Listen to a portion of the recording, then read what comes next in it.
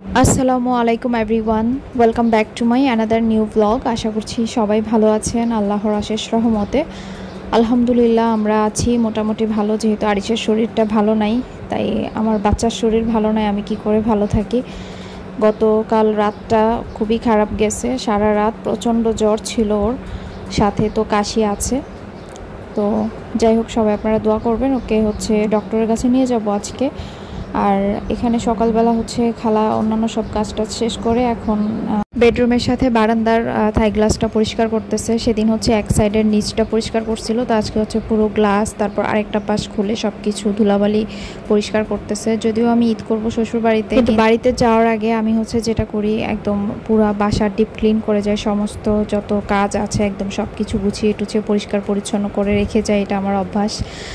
ঈদ আসলে বাসা বাড়ি একটু বেশি ডিপ ক্লিন করা লাগে, পরিষ্কার পরিচ্ছন্ন করা লাগে। তো যদিও আমরা এখানে থাকবো না, তারপরও সবসময় আমি এরকম করে বাসা বাড়ি গুছিয়ে তারপর আমি যাই, যেন এসে সব কিছু সুন্দর পরিপাটি পাই।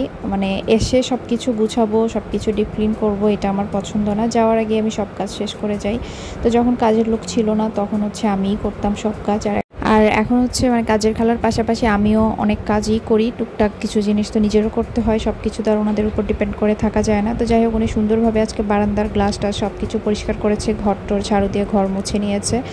তো সকাল থেকে কোনো কাজকর্ম আমি কিছুই করি নাই, মশারির নিচে আরিশকে নিয়ে বসেছিলাম। সকালবেলা ও ঘুমাচ্ছিল, একটু পরপরই ঘুম থেকে কান্নাকাটি করতেছিল, কাশি আসলেই সে কান্নাকাটি করে, ঘুম ভেঙে যায়। আর আমার বাচ্চা অসুস্থ যখন হয় তখন একদম আমার গায়ের সাথে লেগে থাকে, মানে একটু ওকে কোল থেকে নামাতে পারবো না, কিচ্ছু করতে পারবো না, কিচ্ছু বলতে কিচ্ছুই করতে পারবো না, কোনো কাজ টাজ কিচ্ছু না। ওকে নিয়ে আমার সারাদিন থাকতে হবে। সে আমার একদম কোলে কোলে থাকবে, আমার শরীর স্পর্শ করে সে সব সময় থাকে যখন সে অসুস্থ থাকে। একদমই সে আমাকে ছাড়া কিচ্ছু বুঝে না। তো কিছু তো একটা রান্না করতে হবে, তাই না? তো এখন ভাবলাম যে আমি কিছু রান্না করে ফেলি। তো দুপুরবেলা এখন ওকে একটু শোয়ায় রেখে আমি রান্না করতে আসছি। তো একটু পর আবার সে আমার কোলে উঠবে, কোলে নিয়ে বাকি রান্নাটা করব। তো আজকে ইফতার আইটেম করা আমার পক্ষে পসিবল হয় নাই, কারণ বাচ্চা অসুস্থ। ওকে নিয়ে তো রান্না বান্না যতটুকু পেরেছি করেছি। আজকে আমি একটা তরকারি রান্না করব, যে খালা লতি কেটে দিয়ে গিয়েছিল, তো লতি দিয়ে চিংড়ি মাছ দিয়ে রান্না করব। আগের দিনের মাছের তরকারি আছে, ডাল আছে, তো শুধু এটাই রান্না করব। আর আরিশের জন্য আলাদাভাবে আরেকটা তরকারি রান্না করব, ফুলকপি দিয়ে মাছ দিয়ে। তো এই আর কি ব্যাপার। এই একটা তরকারি রান্না করতে আজকে আমার খবর হয়ে গেছে, যেহেতু ও খুব জ্বালাতন করতেছিল, কোলে উঠেছিল। কোলে নিয়ে কাজ করা অনেক কষ্টকর। তো ইফতার আইটেম আজকে আর আমি কিছু করি নাই, ও আসার সময় নিয়ে আসবে বাইরে থেকে। তো এখানে লতিটাই রান্না করে নিচ্ছিলাম।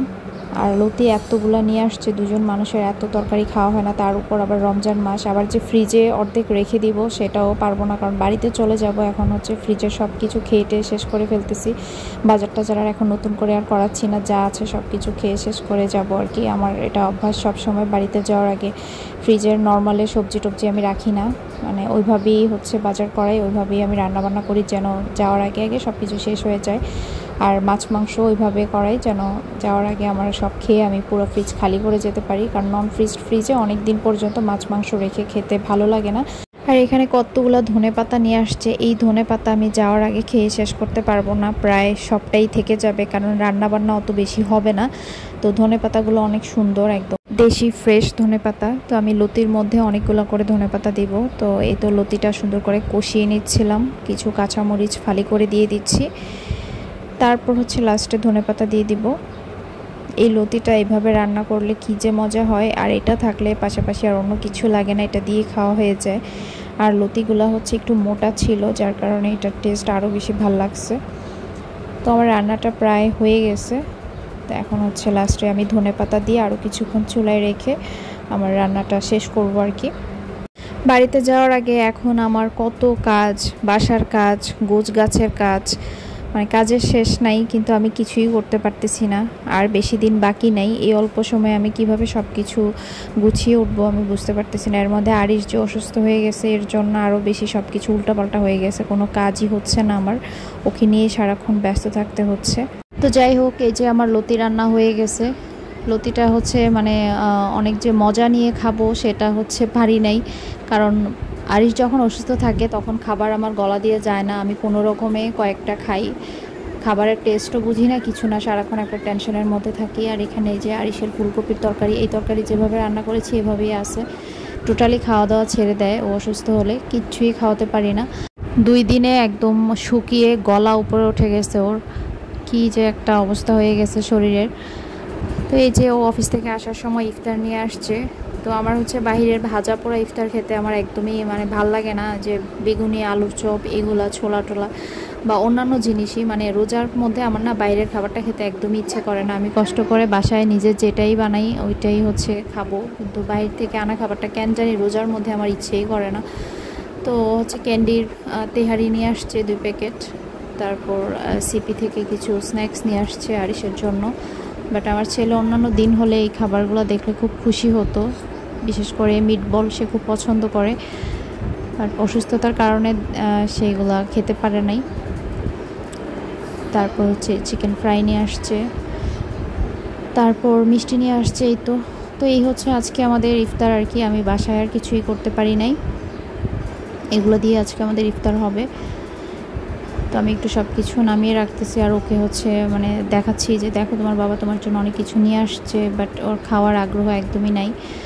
আর মিষ্টি নিয়ে আসছে। মিঠাইয়ের এই কালোজাম মিষ্টিটা অনেক বেশি মজা, এত বেশি ফ্রেশ থাকে মিষ্টিটা, অনেক সফট।